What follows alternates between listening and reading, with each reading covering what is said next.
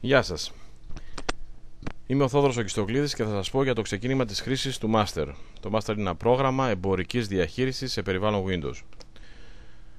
Τρέχουμε το πρόγραμμα με δικό κλικ στην επιφάνεια εργασίας στο εικονίδιο. Εμφανίζεται το πρόγραμμα. Έχουμε στη διάθεσή μας δύο σειρές εικονίδια και επίσης τα μενού, το pull down μενού. Καθώς κινώ το mouse πάνω από τα εικονίδια, μου δείχνει κάτω τι ακριβώς κάνει το κάθε εικονίδιο. Εδώ αυτοί οι αριθμοί μας δείχνουν το πλήθος πελατών προμηθευτών και το πλήθος των ειδών αποθήκης. Εδώ μας λέει τι χρήση είμαστε και εδώ είναι ο τίτλος της επιχείρησης. Ο τίτλος της επιχείρησης μπορεί να αλλάξει εδώ πέρα. Τίτλος επιχείρησης μπορούμε να πάμε και να γράψουμε τι τίτλο επιχείρησης θέλουμε. Για να ξεκινήσουμε να κάνουμε χρήση του προγράμματος πρέπει να έχουμε καταχωρημένους πελάτες προμηθευτές, να έχουμε καταχωρημένα κάποια είδη στην αποθήκη, για να μπορούμε να πάμε στην τιμολόγηση, στην οθόνη της τιμολόγησης της έκδοσης παραστατικών εν πάση περιπτώσει, και να καταχωρούμε παραστατικά πώλησης, αγοράς, παραγγελίες πελατών, παραγγελίες προμηθευτών, προσφορές. Αυτά. Για να καταχωρήσουμε πελάτες προμηθευτές, πάμε στην οθόνη πελάτες προμηθευτές, που είναι το πρώτο εικονίδιο στην πρώτη σειρά. Κάνουμε κλικ στο πρώτο εικονίδιο για να πάμε σε αυτήν την οθόνη, ή από το μενού εδώ κάνουμε κλικ εδώ, ή ενώ είμαστε σε ενεργό παράθυρο πατάμε το F2, όπως βλέπετε και εδώ, F2, και είμαστε σε αυτήν την οθόνη πελάτες προμηθευτές. Είναι σκόπιμο να αποφασίσουμε μια μορφή κωδικοποίησης για τους πελάτες προμηθευτές. Τι φόρμα δηλαδή θα έχει ο κωδικός? Εδώ ακολουθώ μια απλή φόρμα της μορφής 1.001 και καταχωρώ την επιχείρηση. Γράφω την επωνυμία και μετατοπίζουμε από πεδίο σε πεδίο με το βελάκι από το πληκτρολόγιο ή με tab από το πληκτρολόγιο. Μπορώ να χρησιμοποιήσω και το Enter. Το Enter όμως κάνει και μια πρόσθετη δουλειά. Ανάλογα στο πεδίο που είναι, το Enter εκτελεί κάποια διαδικασία. Όταν είμαστε στο αφημί και πατήσουμε Enter, τότε γίνονται δύο ειδών έλεγχοι. Ο ένας έλεγχος είναι εάν το αφημί είναι σωστό σαν αριθμός. Αν εδώ αλλάξω ένα νούμερο και πατήσω Enter, θα μου βγάλει ότι το αφημί είναι λάθος. Αν καθοριστούν τα 8 ψηφία σε ένα αφημί, το ένατο είναι συγκεκριμένο. Ο δεύτερος έλεγχος που γίνεται, που είπα προηγουμένως δύο έλεγχοι, αφορά στο αν υπάρχει ήδη αυτό το αφημί στο αρχείο. Αυτά τα μηνύματα δεν είναι απαγορευτικά, δηλαδή μπορεί να μας βγάλει λάθος αφημί ή ότι υπάρχει το αφημί, δεν σημαίνει ότι μας εμποδίζει να καταχωρήσουμε τη συγκεκριμένη επιχείρηση.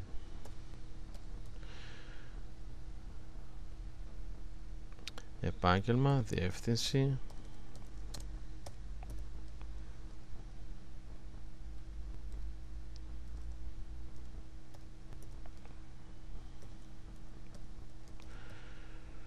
πολυταχυδρομικός κωδικός, μπορεί να βάλουμε το τηλέφωνο,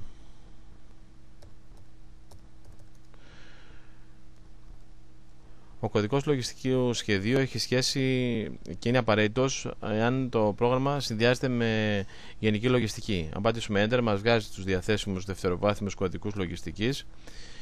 Στο ΦΠΑ οι κατηγορίες είναι το κανονικό, μειωμένο, απαλλαγή ή ΕΟΚ, μη ΕΟΚ. Εδώ το αφήσουμε κανονικό. Μειωμένο είναι τα νησιά. Κατηγορία τιμής είναι ηλιανική, χοντρική 1 και χοντρική 2. Αυτά συνδυάζονται με κατηγορίες τιμών στα είδη αποθήκης. Ημερομηνία εγγραφής που παίρνει τη σημερινή ημερομηνία. Μπορούμε να καταχωρήσουμε, να συσχετίσουμε με το συγκεκριμένο πελάτη μας με κάποιο πολιτή, με κάποια ομάδα ή υποομάδα, για να μπορούμε να έχουμε κάποια ομαδοποίηση. Αν υπάρχει σύνηθες παραστατικό που κάνουμε σε αυτόν τον πελάτη, αν έχει κάποια συνδρομή, το ποσό της συνδρομής, και κάνουμε καταχώρηση. Σύνηθες παραστατικό που είπα προηγουμένως έχει νόημα ότι αν σε κάποιο πελάτη κόβουμε συνήθως απόδειξη λιανικής, Για να μην γίνει μπέρδεμα, μπορούμε να βάλουμε εδώ το κωδικό του παραστατικού της λιανικής που είναι το 11. Αν σε κάποιο πελάτη κόβουμε συνήθως δελτίο αποστολής, είναι σκόπιμο να βάλουμε το κωδικό του δελτίου αποστολής. Όταν είμαστε στην τιμολόγηση δηλαδή και καλούμε αυτόν τον πελάτη, ό,τι παραστατικό και αν έχει, θα γυρίζει σε αυτό το παραστατικό που έχουμε καθορίσει εδώ πέρα. Κάνουμε την καταχώρηση, μας ρωτάει, του λέμε OK και έχει γίνει σχετική καταχώρηση. Αν θέλουμε τώρα να αναζητήσουμε τη συγκεκριμένη εγγραφή, γράφουμε κάποιο γράμμα και έρχεται. Εάν γράψω κάποιο άλλο γράμμα, φυσικά δεν έχω καμιά εγγραφή με αυτό το ξεκίνημα της επωνυμίας και δεν έρχεται. Αν θέλω να καταχωρήσω κάποιο προμηθευτή, τσεκάρω σε αυτό το πεδίο και ένας τρόπος, ας πούμε, για να γίνει γρήγορα μια εγγραφή ενός προμηθευτή είναι αυτός. Βάζω εδώ πέρα άλλο κωδικό 9, βάζω εδώ και εδώ, για να μην ξεχνιόμαστε, βάζω και τη λέξη προμηθευτής.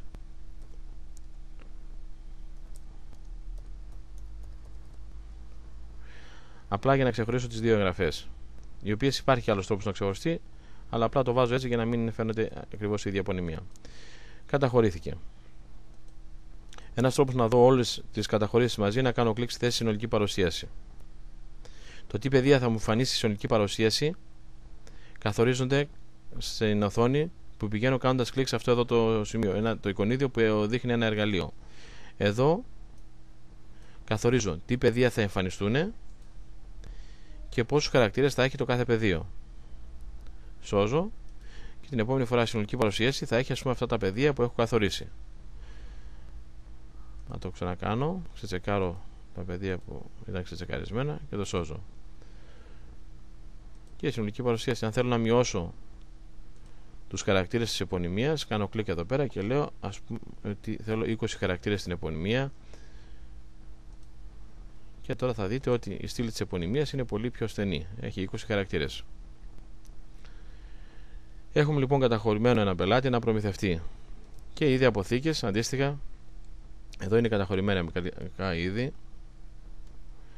Θα καταχωρήσουμε ένα άλλο. Και εδώ είναι σκόπο να αποφασίσουμε μια μορφή κωδικοποίησης που θα μας διευκολύνει σε θέματα ταξινόμησης, σε θέματα στατιστικά και να ξέρουμε ποια κατηγορία πουλάει περισσότερο και να παίρνουμε επιχειρηματικές αποφάσεις. Μια απλή μορφή κωδικοποίησης είναι να βάλουμε 01, 02 κτλ. Τις διάφορες κατηγορίες. Και εσωτερικά 02.001 τα είδη της συγκεκριμένης κατηγορίας. Ας πούμε αυτό εδώ είναι ένα sprinter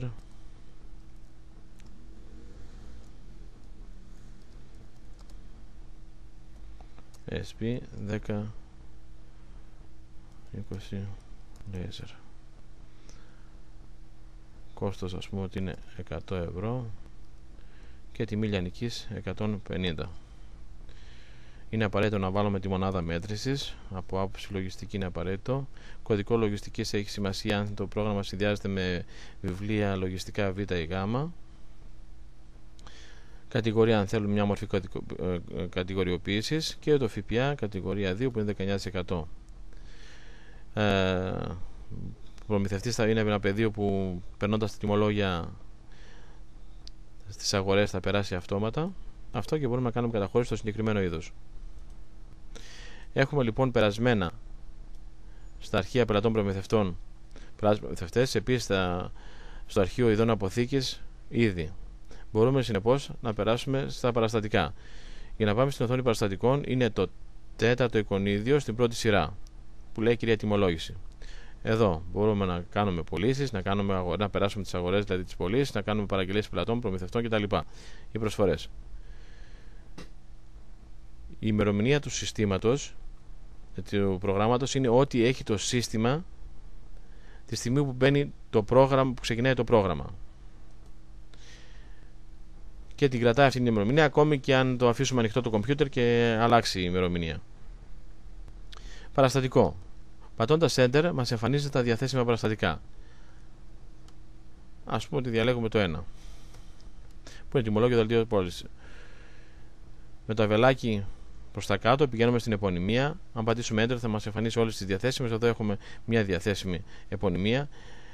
Για να μην μας εμφανίζει όλες και μπερδευόμαστε, μπορεί να ξεκινήσουμε την επωνυμία πώς περίπου ξεκινάει και πατούμε Enter. Αν διαλέξουμε κάποια ΑΕ, κάποια επωνύμια, φυσικά δεν υπάρχει και δεν πρόκειται να εμφανιστεί τίποτα. Υπάρχει περίπτωση να έχουμε ξεχάσει πώς ξεκινάει η επωνυμία, οπότε ο απλός τρόπος για να δούμε αν είμαστε σίγουροι για κάποιο τμήμα της επωνυμίας, να το βάλουμε και στο τέλος να βάλουμε το αστεράκι. Τότε αυτό εδώ το ΑΕΒ το ψάχνει σε όλο το μήκος της επωνυμίας. Το βρίσκει και το φέρνει. Καταχωρεί τα στοιχεία του πελάτη, τα εμφανίζει, μάλλον τα εμφανίζει στην οθόνη, και είμαστε να περάσουμε τα είδη, τα διάφορα είδη. Πατώντας Enter, εμφανίζει όλα τα είδη. Αν θυμόμαστε κωδικό, μπορούμε να το βάλουμε στο πεδίο κωδικός. Αν θυμόμαστε περιγραφή, με το βελάκι κάτω πηγαίνουμε στη θέση περιγραφή και μπορούμε να πούμε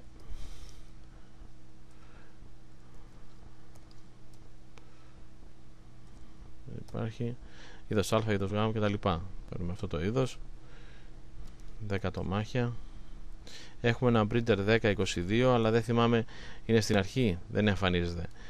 Με τον ίδιο τρόπο, αν το βάλω όπως είπα για την επωνυμία, αν βάλω το αστεράκι στο τέλος, θα κάνει αναζήτηση αυτού το 1022, δηλαδή θα το ψάξει σε όλη την περιγραφή του είδους. Δεν υπάρχει 1022, υπάρχει 1020. Έχει φέρει το συγκεκριμένο είδος. Αν προσέξετε, το έχει φέρει, είχαμε βάλει τιμή 150, το έχει φέρει αποφορολογημένο. Εδώ στα παραστατικά που δεν είναι παραστατικά λιανικής, οι τιμές είναι χωρίς το ΦΠΑ. Τα παραστατικά λιανικής, οι τιμές είναι μαζί με το ΦΠΑ. Αν ένα παραστατικό χαρακτηριστεί παραστατικό λιανικής, η τιμή εδώ περιλαμβάνει το ΦΠΑ. Είδατε προηγουμένως ότι έβγαλε μήνυμα ότι δεν υπάρχουν τόσα είδη στην αποθήκη. Πράγματι, δεν έχουμε περάσει καθόλου αγορές. Αυτός ο έλεγχος γίνεται επειδή είναι τσεκαρισμένο αυτό εδώ το πεδίο. Εδώ λέει έλεγχη αποθήκης. Έλεγχη stock, δηλαδή αν υπάρχουν τόσα τεμάχια στην αποθήκη. Έλεγχη ΦΠΑ, δηλαδή αν είναι το συγκεκριμένο είδος, αν έχει ΦΠΑ. Κωδικός λογιστικού σχεδίου είναι απαραίτητος για την περίπτωση που συνδυάζεται το πρόγραμμα με βιβλία Β ή Γ λογιστικής. Και οριο ασφαλείας, αν έχουμε βάλει όριο σε κάποιο είδος, το ξαναλέω, εδώ πέρα υπάρχει ένα πεδίο ποσότητα ασφαλείας, που αν πέσει κάτω από την ποσότητα ασφαλείας μας βγάζει μήνυμα για να ξέρουμε να κάνουμε παραγγελία το συγκεκριμένο είδος. Αν υποθέσουμε ότι αυτά είναι τα είδη που θέλουμε στο συγκεκριμένο παραστατικό, συνεχίζουμε να ολοκληρώσουμε την καταχώρησή του. Κάνουμε κλικ εδώ στο F10 ή OK που λέει, ή πατάμε το F10 στο πληκτρολόγιο και πάμε στην τελική οθόνη, όπου είναι συγκεντρωμένα τα διάφορα στοιχεία. Δείχνει τα καθαρά πόσο είναι, το σύνολο, το ΦΠΑ. Εδώ μπορούμε να κάνουμε μια συνολική έκπτωση που αφορά όλο το τιμολόγιο. Στο 3%. Βάζουμε αν είναι μετρητά ή το τιμολόγιο βγαίνει πάντα επιστώση. Μας διευκολύνει στην περίπτωση, ας πούμε, που θέλουμε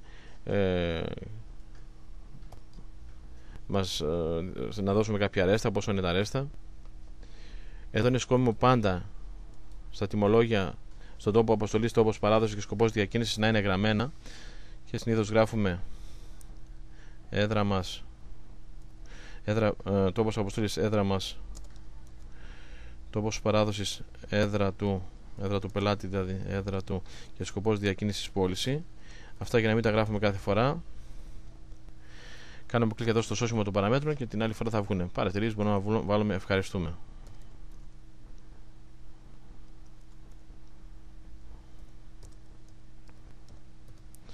Το σώζουμε και θα βγαίνουμε πάντα.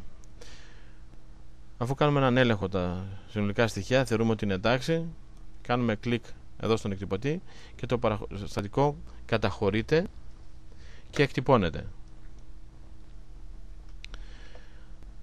Πώς μπορούμε να ελέγξουμε τώρα τι έχει γίνει? Η παρουσίαση των παραστατικών είναι το 5ο εικονίδιο από πάνω, ή F7 πατώντας το πληκτρολόγιο. Εδώ, παραστατικά F7, ή αυτό εδώ το εικονίδιο, το 5ο από την πρώτη σειρά. Δηλώνουμε ημερομηνία. Αν είναι πολύ μεγάλο, περιμένουμε να είναι πολλά τα παραστατικά, μπορούμε να βάλουμε και την επωνυμία για να λειτουργήσει σαν φίλτρο, σαν κόσκινο δηλαδή, και κάνουμε κλικ στο OK και μας φέρει τα παραστατικά που ικανοποιούν τις συνθήκες αυτές. σε αυτήν την οθόνη. Κάνοντας διπλό κλικ πάνω στη σειρά του παραστατικού, θα μας δείξει την ανάλυση του παραστατικού. Το ίδιο ακριβώς με το διπλό κλικ κάνει και το κουμπάκι εδώ, το τελευταίο δεξιά. Τα άλλα πλήκτρα σε αυτήν την οθόνη τι είναι? Εδώ μπορούμε να κάνουμε διόρθωση παραστατικού. Ας το δούμε λιγάκι. Μας ρωτάει να διορθώσω, λέμε OK. Πηγαίνουμε πάλι εδώ και έστω ότι θέλουμε να βάλουμε κάποιο σχόλιο. Το είδος. Αυτό, να βάλουμε κάποιο σχόλιο. Το γράφω. OK. Και καταχωρείται. Αυτή τη στιγμή στη διόρθωση, το λέει και εδώ, διόρθωση παραστατικού, δεν γίνεται εκτύπωση. Αν το κάνω διπλό κλικ, φαίνεται ας πούμε ότι έχει περάσει αυτό το σχόλιο που έχω βάλει το ΑΑ. Το Χ είναι σκόπιμο να αποφεύγεται γιατί διαγράφει το παραστατικό, είναι στην κρίση του χειριστή αν πρέπει να το κάνει. Επανεκτύπωση επίσης αποφεύγεται στην περίπτωση του φορολογικού μηχανισμού, γίνεται σπάνια μόνο αν έχει κολλήσει ο φορολογικός μηχανισμός και δεν έχει πάρει υπογραφή το παραστατικό. Επανεκτύπωση, και εδώ ας πούμε οθόνη, το βλέπουμε στην οθόνη με τη μορφή που θα τυπωθεί. Αν πάμε εκτυπωτή θα τυπωθεί κανονικά. Λέω πάλι επανεκτύπωση. Αν κάνω εδώ κλικ στον εκτυπωτή θα σταλεί πάλι στον εκτυπωτή. Αλλά ξαναλέω, στην περίπτωση φορολογικού μηχανισμού είναι σκόπιμο να αποφεύγεται, εκτός της περίπτωσης που δεν έχει πάρει υπογραφή, για κάποιο λόγο έχει μπλοκάρει ο φορολογικός μηχανισμός ή κάτι άλλο σχετικό. Οθόνη όμως βλέπουμε, είναι χρήσιμη και αυτή η οθόνη, γιατί βλέπουμε τι μορφή, και αρκετές φορές χρησιμοποιείται όταν σχεδιάζουμε τις φόρμες, τι μορφή θα έχει στην εκτύπωσή του το παραστατικό. Εδώ το τέταρτο εικονίδιο είναι ένα πολύ χρήσιμο εικονίδιο, για τον απλό λόγο ότι μας διευκολύνει από ένα παραστατικό να παράγουμε ένα παρόμοιο άλλο, ή αν είναι δελτίο αποστολής να εκδώσουμε το αντίστοιχο τιμολόγιο. Κάνοντας κλικ εδώ δηλαδή να λέει να μετατραπεί. Μετατραπεί σημαίνει ας πούμε ότι παραμένει το παλιό παραστατικό αλλά δημιουργείται ένα καινούριο. Πώς? Εδώ. No, όχι δηλαδή, για παρόμοιο παραστατικό. Και δημιουργείται ένα παρόμοιο παραστατικό. Μπορώ να το πω ας πούμε πάλι τιμολόγιο, να βρω έναν άλλο πελάτη να βάλω, τα ίδια ενδεχόμενα να τα κρατήσω όλα ίδια ή να αλλάξω κάτι και να προχωρήσω στη συνέχεια να το καταχωρήσω, και αυτό είναι ένα καινούριο παραστατικό το οποίο θα τυπωθεί. Έτσι, είναι το τέταρτο εικονίδιο που δείχνει ένα βέλος από ένα χαρτί σε ένα άλλο. Εδώ το εικονίδιο που δείχνει τον εκτυπωτή στέλνει κατευθείαν τη λίστα αυτή που βλέπουμε στον εκτυπωτή. Αυτό είπαμε δείχνει το περιεχόμενο του παραστατικού. Και στο μενού εδώ σε αυτήν την οθόνη έχουμε διάφορα που διευκολύνουν περισσότερο τα λογιστικά. Καταχωρήσαμε λοιπόν ένα παραστατικό, το είδαμε στην παρουσίαση παραστατικών. Τι γίνεται όμως όταν κόβεται ένα παραστατικό? Ένα παραστατικό όταν κόβεται και καταχωρείται, δεν καταχωρείται μόνο στο αρχείο παραστατικών που βλέπουμε εδώ πέρα. Γίνονται και άλλες πολλές παράλληλες κινήσεις. Γίνεται σχετική χρεοπίστωση πελατών προμηθευτών. Αν πάμε εδώ στη σημερινή ημερομηνία, αν τα αφήσουμε σημερινή ημερομηνία και κάνουμε κλικ στη θέση ανέβρεση, βλέπουμε ότι έχει δημιουργηθεί μια χρεοπίστωση, ουσιαστικά μια χρέωση πελάτη, γιατί το τιμολόγιο ήταν πιστώση, με το ποσό του τιμολογίου. Εάν καλέσουμε το συγκεκριμένο πελάτη, θα δούμε ότι ο συγκεκριμένος πελάτης έχει σύνολο χρέωσης 223,07, έχει υπόλοιπο τόσο και πίστοση 0. Αυτό έγινε από την κίνηση του τιμολογίου. Εάν πάμε στις κινήσεις ειδών αποθήκης και κάνουμε κλικ στη θέση ανέβρεση έχοντας φίλτρο τη σημερινή ημερομηνία, θα δούμε ότι κινήθηκε το είδος Δέλτα σε ποσότητα 10 με το τιμολόγιο το συγκεκριμένο. Αν κάνουμε επόμενο, θα δούμε το δεύτερο είδος, τον printer, που κινήθηκε σε ποσότητα 1, και επίσης μπορούμε να πάρουμε καρτέλα. Αν θέλουμε, ας πούμε, μπορούμε να πάρουμε καρτέλα. Το ίδιο μπορούμε να κάνουμε και στις χρεοπιστώσεις πελατών προμηθευτών. Δηλαδή, έστω ότι πατάω Enter για να καλέσω το συγκεκριμένο είδος, το οποίο είναι αρνητική ποσότητα, και να πάρω την καρτέλα του είδους και να δω την κίνησή του. Πώς κινήθηκε. Με το τιμολόγιο έχουμε μία εξαγωγή. Δεν έχουμε εισαγωγή βέβαια. Το ίδιο μπορώ να δω, να καλέσω το συγκεκριμένο πελάτη, που μου λέει απευθείας το υπόλοιπο του εδώ πέρα, αλλά μπορώ να ζητήσω η καρτέλα του. Και να μου δείξει ότι ναι, έχει χρεωθεί με το τιμολόγιο νούμερο 1, 223,07 ευρώ και αυτό είναι το υπόλοιπό του. Έστω λοιπόν ότι ο συγκεκριμένος πελάτης μας έχει δώσει ενάντια κάποιο ποσό. Εμείς το έχουμε κόψει απόδειξη. Συνεπώς έχουμε πίστοση πελάτη. Απόδειξη προς το πελάτη. Έστω η απόδειξη είναι νούμερο 21. Το ποσό μας έδωσε έναν 150 ευρώ. Αυτή λοιπόν την κίνηση, η ίσπραξη από πελάτη, χρεοποίηση χαρακτηρίζεται, την καταχωρούμε. Εάν τώρα δούμε την κατάσταση του συγκεκριμένου πελάτη, θα δούμε ότι το υπόλοιπο του έχει μειωθεί. Αν δεν πάρουμε την καρτέλα του, την καρτέλα κίνησης κανονικά της χρεοπιστώσης του, θα δούμε ότι εκτός από το τιμολόγιο υπάρχει μια απόδειξη ίσπραξης και το υπόλοιπό του διαμορφώνεται στα 73,07 ευρώ. Αυτό μπορούμε να δούμε και στην οθόνη. Να καλέσουμε πάλι τον πελάτη.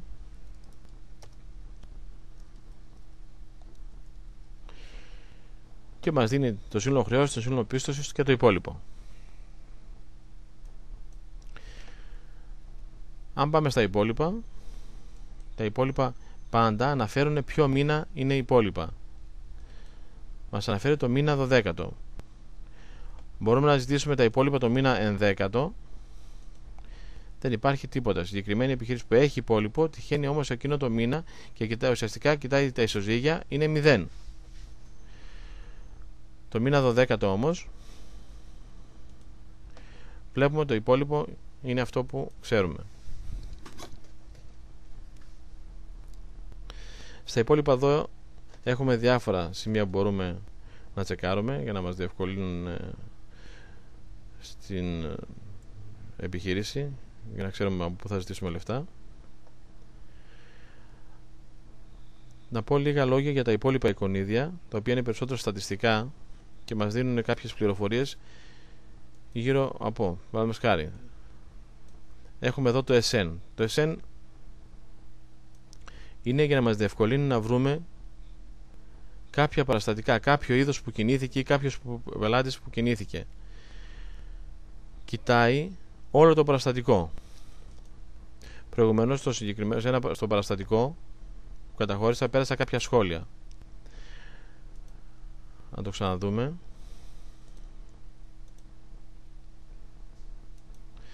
Αν πάω στην ποσότητα και πατήσω Enter,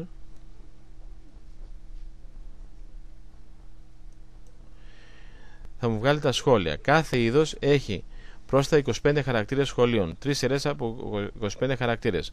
Εδώ μπορώ να βάλω οτιδήποτε. Μπορώ να βάλω το σειριακό αριθμό, μπορώ να βάλω την παρτίδα, τι θέλω, οτιδήποτε. Και αν θέλω να θυμάμαι κάτι, το σημειώνω εδώ πέρα. Καταχωρείτε. Εδώ τώρα μπορώ να διαλέξω πωλήσεις ή αγορές, να διαλέξω από πού θα ψάξει και μπορώ να βάλω επωνυμία ή να βάλω κωδικό είδος. Ή αν θέλω, τι κείμενο θέλω να βρω. Και λέω ότι θέλω να βρω αυτό το κείμενο. Και μου βρίσκει αυτό το κείμενο που είναι σε αυτό το είδος. Εάν θέλω να βρω ένα άλλο κείμενο, το οποίο ενδεχόμενα είναι αυτό εδώ, δεν βρίσκει τίποτε. Αν θέλω να βρω ένα κείμενο, αυτό εδώ που έβαλα πριν από λίγο, φυσικά βρίσκει πάλι αυτό το ίδιο κείμενο. Βρίσκει δηλαδή το παραστατικό στη σειρά του είδους που έχει αυτή την κίνηση. Εδώ μπορεί να τα δώσει συγκεντρωτικά τα στοιχεία ή αναλυτικά. Σε πωλήσεις, αγορές, παραγγελίες πελατών ή παραγγελίες προμηθευτών. Εδώ μπορεί να τα δώσει συγκεντρωτικά, πόσα κάθε κωδικός τι έχει πουλήσει, ή να ζητήσουμε κάποιο πελάτη ή προμηθευτή για να δούμε τι έχει πάρει ο συγκεκριμένος πελάτης ή προμηθευτής, τι έχουμε αγοράσει από προμηθευτή συγκεντρωτικά. Εδώ μπορούμε να δούμε συγκεντρωτικά τι έχει κάνει ο κάθε πελάτης. Μας λέει, ας πούμε, ο συγκεκριμένος πελάτης έχει κάνει αυτό και όλοι οι πελάτες αναλυτικά.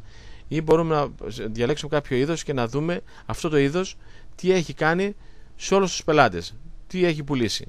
Ποιος το πήρε, ποιος δεν το πήρε. Ποιος το πήρε ουσιαστικά. Εδώ είναι η συγκεντρωτική τιμολογίων. Μπορούμε να το κάνουμε, ας πούμε, και σε δισκέτα ή σε δίσκο για το κηπιό. Εδώ είναι άλλο συγκεντρωτικό στοιχείο. Εδώ είναι ο διευθυνσιογράφος. Θα πω δύο λόγια για εδώ. Ο διευθυνσιογράφος είναι για να μας διευκολύνει να τυπώνουμε ετικέτες όταν έχουμε ομαδική αποστολή αλληλογραφίας. Τσεκάρουμε ποια πεδία θέλουμε να είναι πάνω στην ετικέτα. Συνήθως είναι αυτά που έχω τσεκάρει ήδη.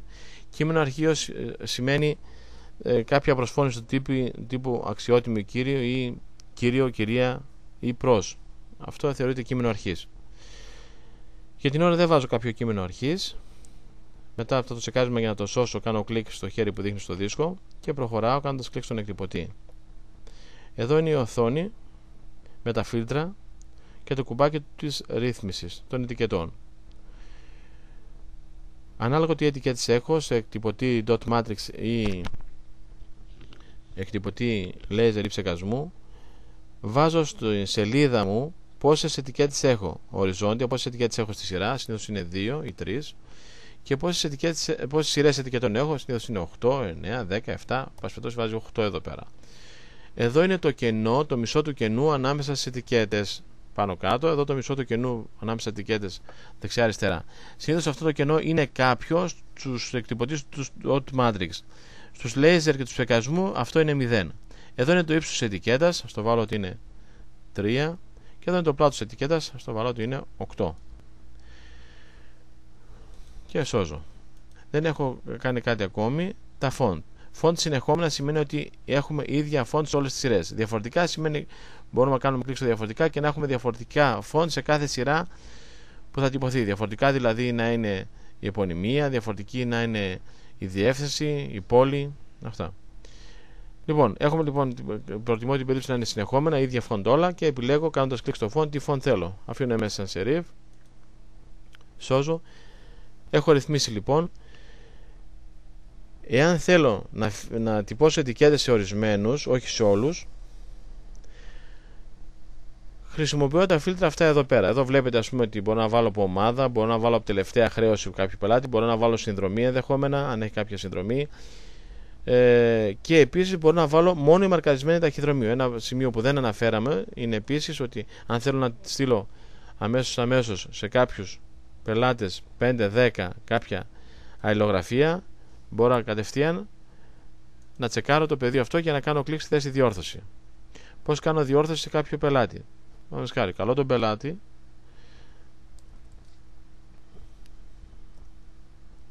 έρχεται ο πελάτης, κάνω την αλλαγή που θέλω και συνέχεια κάνω κλικ στη θέση διόρθωση. OK.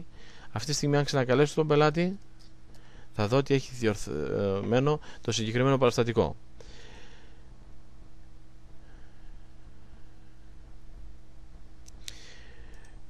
Είπαμε προηγουμένως ότι έστω ότι θέλουμε να επιλέξουμε 10 πελάτες στους οποίους θα στείλουμε αλληλογραφία και θέλουμε να τυπώσουμε ετικέτες.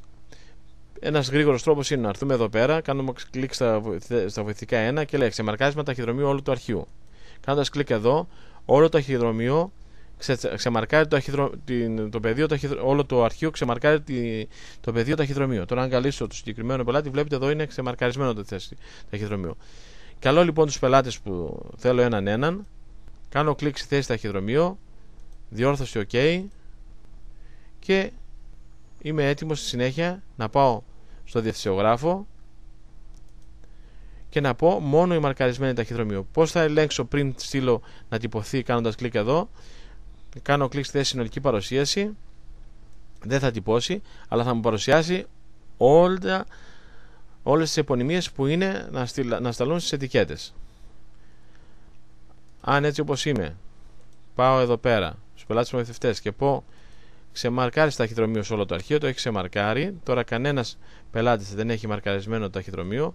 Έρχομαι πάλι στο διευθυνσιογράφο και λέω μόνο μαρκαρισμένο ταχυδρομείο, να τσεκάρω πώς το παρουσιάζει. Κάνω συνολική παρουσίαση εδώ πέρα και βλέπω ότι δεν υπάρχουν καταχωρήσεις με αυτό το στοιχείο. Με αυτόν τον τρόπο έχουμε και την εκτύπωση των ετικετών μας. Εδώ το νούμερο 1 έχει νόημα στην περίπτωση που τυπώνουμε λίγες ετικέτες. Έχουμε, ας πούμε, παραδείγματος χάρη 16 ετικέτες 2x8 σε ένα χαρτί Α4, τυπώσαμε τις 6, να μην τις πετάξουμε τις επόμενες, βάζουμε εδώ πέρα από αριθμό ετικέτας 7 για να αρχίσει να τυπώνει από την αριθμό νούμερο 7.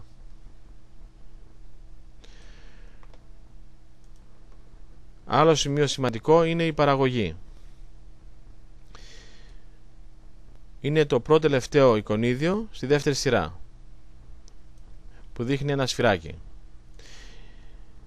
Η παραγωγή μας διευκολύνει από διάφορα είδη να παράγουμε ένα είδος προϊόν, το οποίο θα μας διευκολύνει, θα μας πει το συνολικό του κόστος και θα κάνει όλες τις σχετικές κινήσεις στην αποθήκη για να είναι εντάξει η ποσότητα στην αποθήκη. Βασικό στην παραγωγή είναι η λεγόμενη συνταγή. Ας πάρουμε ότι εμείς θα κάνουμε τον printer. Καλούμε το συγκεκριμένο printer και ότι για να το κατασκευάσουμε το συγκεκριμένο printer χρειαζόμαστε το είδος Α, χρειαζόμαστε το είδος Β,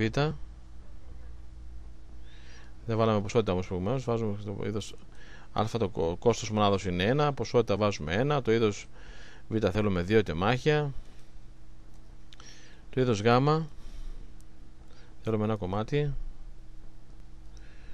το είδος Δ θέλουμε 4 κομμάτια. Αυτή λοιπόν είναι η συνταγή της παραγωγής του κωδικού του συγκεκριμένου.